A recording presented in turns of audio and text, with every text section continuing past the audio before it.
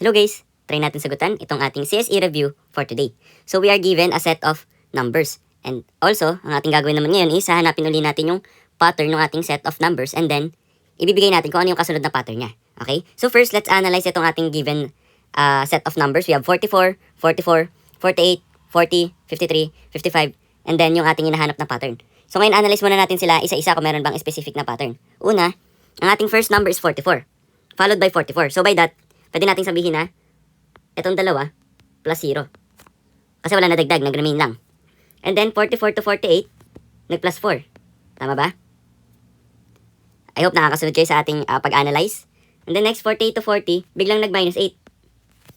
So teka, medyo may off na sa pattern natin kasi nag-plus 0, plus 4, and then minus 8. So ngayon 40 to 53, nag-plus 13. Teka, parang mahina-panapan ng pattern to kasi walang definite to. Pag titingnan niyo yung mga pattern natin, plus 0, plus 4, minus 8, plus 13, and then dito sa dulo, 53 to 35, nag-minus, ilan to? 18. So walang pattern tayo makikita dito, medyo mahirap. So, try tayo ng ating alternative. Ano pa ba yung pwede natin gawin? So, try natin yung alternating. So, paano yun? So, 44 rather, to 48, meron tayong plus 4. Okay? And then kasunod, 48 to 53, meron tayong plus 5. So, meron tayong pattern dito. Okay? Yung unang ano natin, plus 4, papunta sa kabilang number niya. And then yung kasunod naman, plus 5.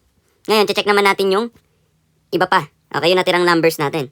So, we have 44 to 40, which is minus 4 naman to. And then 40 to 35, minus 5. So, same siya ng pattern sa ating baba. Pero instead na nag-plus, minus naman siya ngayon. So, ngayon, meron na tayong pattern.